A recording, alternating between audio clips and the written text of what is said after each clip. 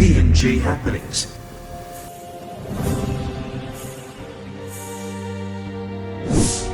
Remember to subscribe to our channel for more stories like this. Dive into discussions on current events, cultural insights and social issues, exploring the vibrant stories and challenges shaping the nation.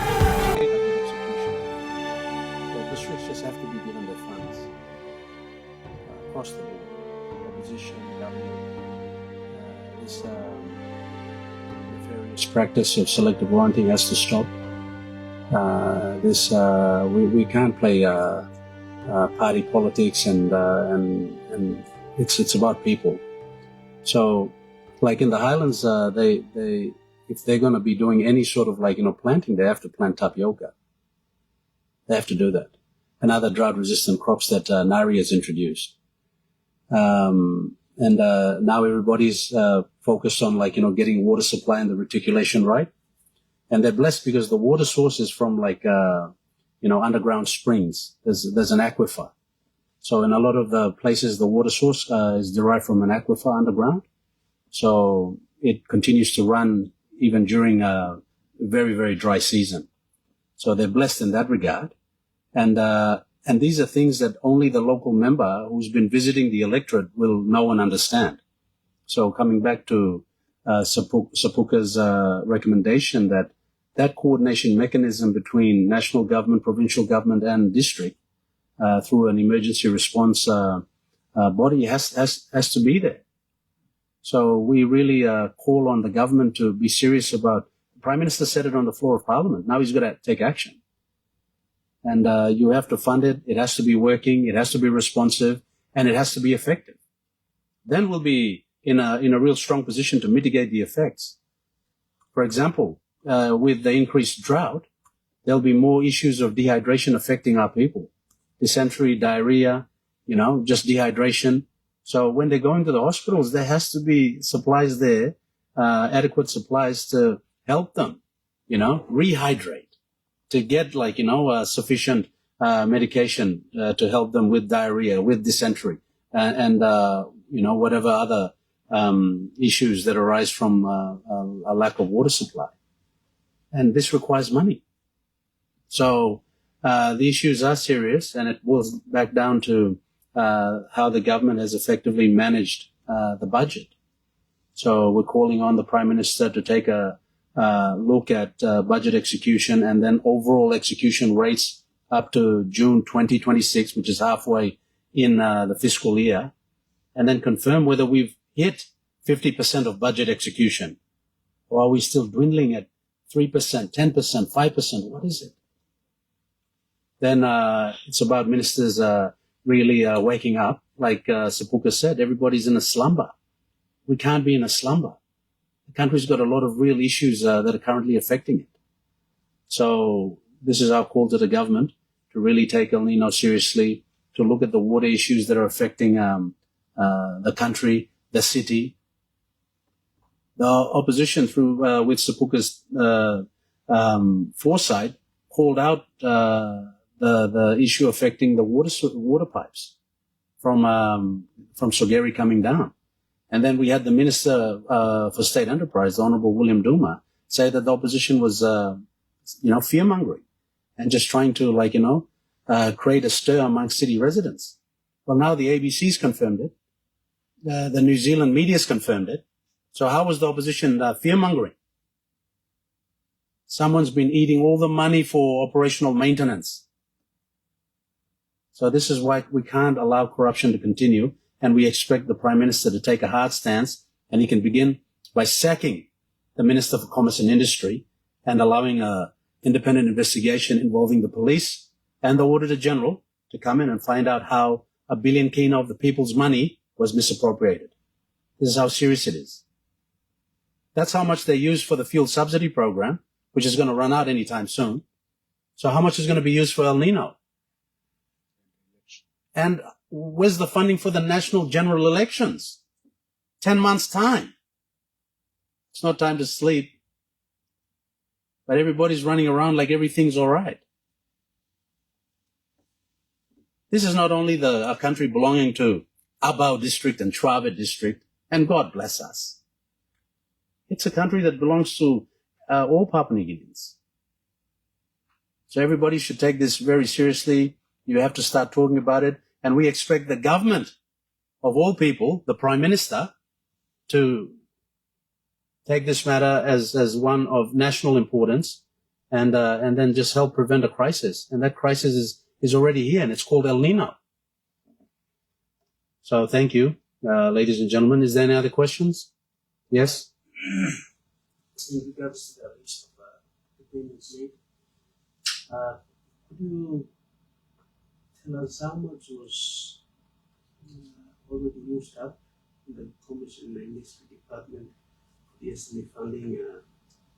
Well, you said almost $1 billion has been allocated for the... It's all been spent. Yeah. So that's why we're calling for the Auditor General to go in there with a fine-tooth comb and then check every single payment. Who's received it? IPA has to be right there to confirm who owns this company. The extract has to show who are the directors, how are they related, where are they from, what have they been doing. So the 20 million was, the 1 billion was for a specific number of years or for... Yeah, that's 200 million per annum. Yeah, in the budget cycle for SME. Yeah. We also have some, those SME, especially partners and those people back in the village. The SME Corporation has been carrying out some SME training certified. I gave them the certificates for SME training and all that. So, it's quite difficult for them also to access funds through the bank. So, when we see that such money has been spent recklessly, what's your comment on that? So did you want to say something? No, this is a serious issue of accountability and appropriation. This is misapplication and misappropriation. These are serious criminal allegations. When there is misappropriation and misapplication, then the minister responsible or the secretary responsible or the officer responsible under the laws, they immediately terminate it without pay, and then they go for investigation. Other criminal activities which don't involve money, you get suspended with pay. But this one, because of the seriousness, you get suspended without pay. And so the seriousness has to be accepted. Prime Minister has to now remove the minister responsible. And then investigation must be done.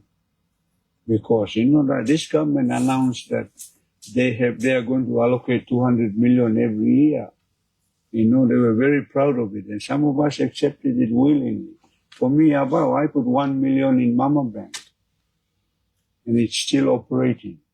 Why in the department? I thought it was in BSP. Immediately it goes to BSP rather than the commerce department handling it. Then politics come in, and now Pekato come in.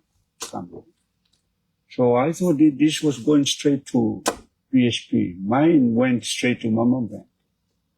My CEO doesn't handle it. I don't handle it. That's the way these things have to be done. Small people have to access these things, not cronies. This is serious stuff. So immediately the fraud squad will go on to it. Go and get the books, the report. The opposition leader has got the report. Some whistleblower has come out. Let's listen, and the institutions of state move now. Don't have to have a politician to announce it, and then you wake up. No, God, we are running a country. Come on. When you look at your question, and thank you, Sepuka, he nailed it. The mothers of the village, we've got to really seriously look at their dignity, and when they're organizing themselves, heart and soul, in preparation for this sort of SME support. Now, if you're allocating 200 million from the national budget per annum, 96 districts, simple math. Each district should receive 2 million kina. And then the mothers access it right there. Right there. And that hasn't been happening. It hasn't been happening. It hasn't been happening. It hasn't been happening. And then there you go. That's where all the money's just evaporated. And what a shame, and what an absolute indictment on the government. So Sapuka's absolutely right. This is a country, and we expect the Prime Minister to take it serious, sack the minister, sack the secretary, and allow for an independent investigation into the criminality of these allegations.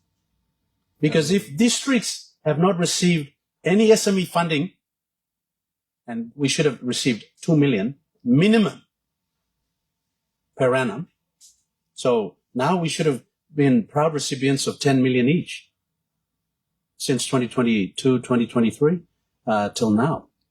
And that hasn't happened. So all the time when we have the Prime Minister defend budget execution by just focusing on DSIP and PSIP, he's only talking about 5% of the total budget.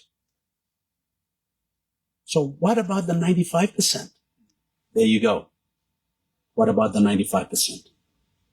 Ministers are just there thinking that this is their private slush fund, that this money belongs to their cronies, that this money is for political patronage. This money belongs to the people of Papua New Guinea. So when are we going to wake up? So this has to be handled with severity and swiftly. This is what we call on the Prime Minister. No excuses. Any other questions? Just one for me.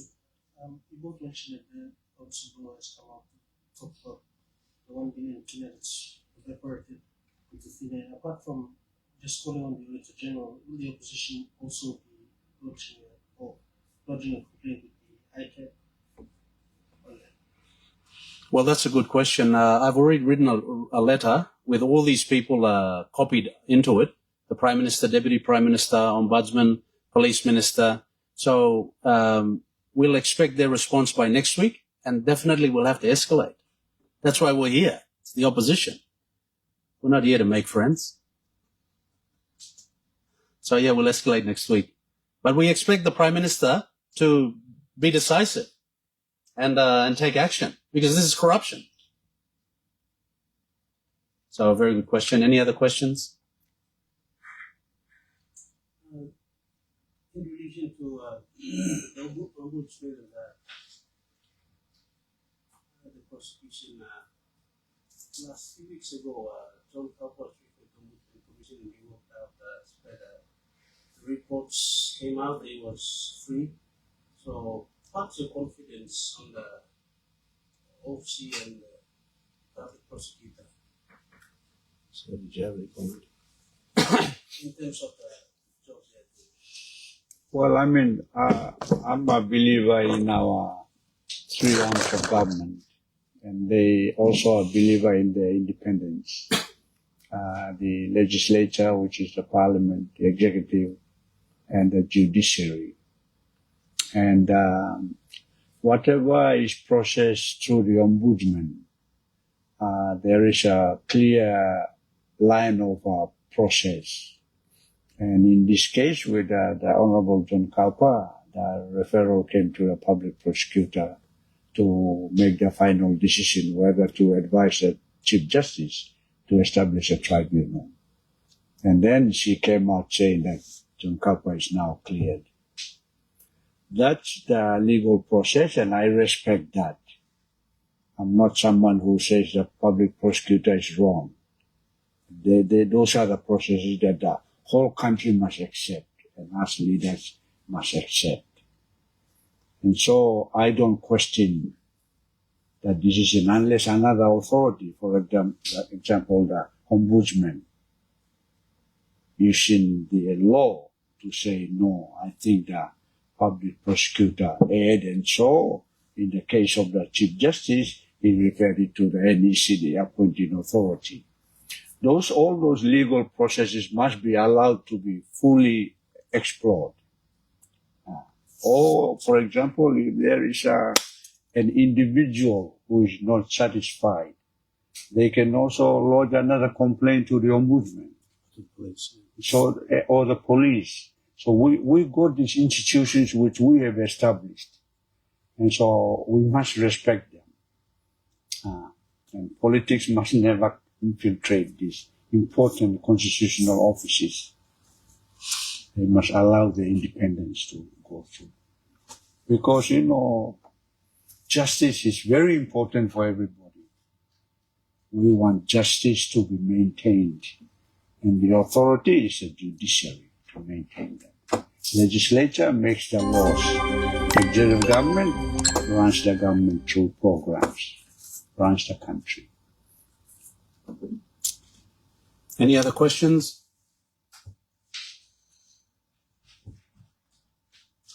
That's it. Well, thank you very much.